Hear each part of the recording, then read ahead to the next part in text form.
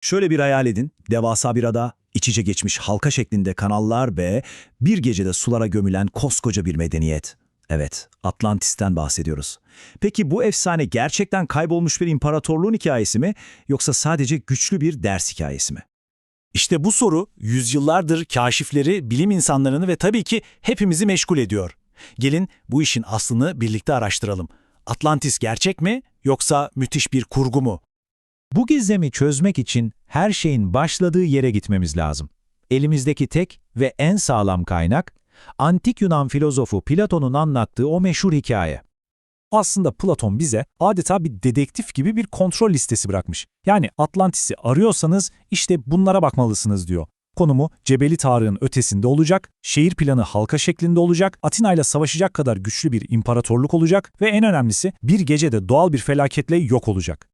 Şimdi işin en ilginç kısmına geliyoruz. Atlantis'in birebir aynısını bulamasak da Platon'un anlattığı hikayeye ilham vermiş olabilecek inanılmaz gerçek felaketler var tarihte.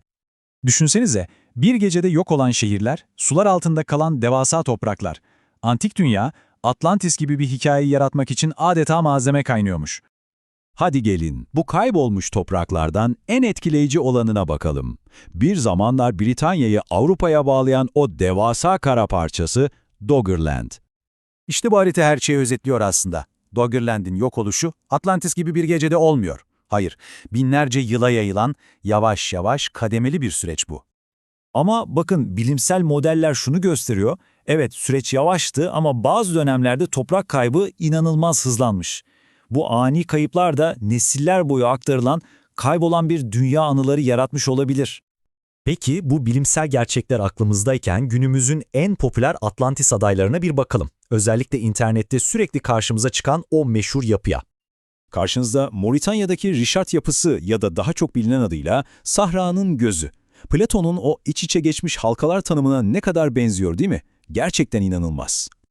Ama işte o kontrol listemizi elimize aladığımızda bu güzel teori çatırdamaya başlıyor. Bir yanda denize batan bir ada imparatorluğu var, diğer yanda ise ortasında şehir olmayan tamamen doğal bir jeolojik yapı. Tabii bu teoriye inananların güçlü bir argümanı var. Dev bir sel veya tsunami geldi, bütün kanıtları silip süpürdü diyorlar. İlk başta mantıklı gelebilir ama işte bilim burada devreye giriyor ve can alıcı soruyu soruyor.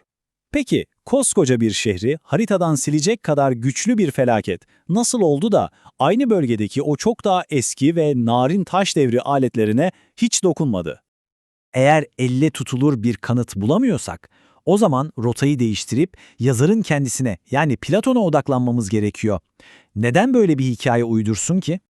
Bakın, uzman Christopher Gell'in de dediği gibi, Platon sıradan bir hikayeci değil. O, felsefi ve edebi dehasını bir araya getirerek çok daha derin mesajlar veren bir düşünür. Ve Atlantis hikayesi bunun en mükemmel örneği. Klasik bir kibir, yani hubris hikayesi bu. Güçleniyorlar, teknolojileri gelişiyor, sonra kibirlenip yozlaşıyorlar ve sonunda tanrılar tarafından cezalandırılıyorlar. Yani en mantıklı açıklama şu, Atlantis, Platon'un kendi yaşadığı döneme, özellikle de Atina'ya bir uyarıydı. Bakın, emperyal hırslarınız ve ahlaki çöküşünüz sizi de böyle bir sona götürebilir demek istiyordu. Peki, tüm bunları masaya yatırdığımızda en başta sorduğumuz o soruya nasıl bir cevap vereceğiz? Atlantis efsanesinin bilimsel bir temeli var mı, yok mu? Sonuç aslında oldukça net ama bir o kadar da katmanlı. Tek bir kayıp Atlantis uygarlığına dair elimizde sıfır kanıt var. Ama efsaneye ilham veren o volkan patlamaları, depremler, sular altında kalan topraklar, bunların hepsi bilimsel olarak gerçek. Yani hikayenin kaynağının bilimsel bir temeli var. Kısacası Atlantis'i bir haritada aramaktan ziyade bir hikaye olarak anlamak gerekiyor. Gerçek felaketlerin ve evrensel insani derslerin usta bir filozofun elinde birleştiği müthiş bir kolaj bu. Yani özetle Atlantis, kaybolmuş bir süper medeniyetten ziyade gerçek felaketlerden yola çıkılarak anlatılmış bir uyarı masalı gibi duruyor. Peki siz ne düşünüyorsunuz?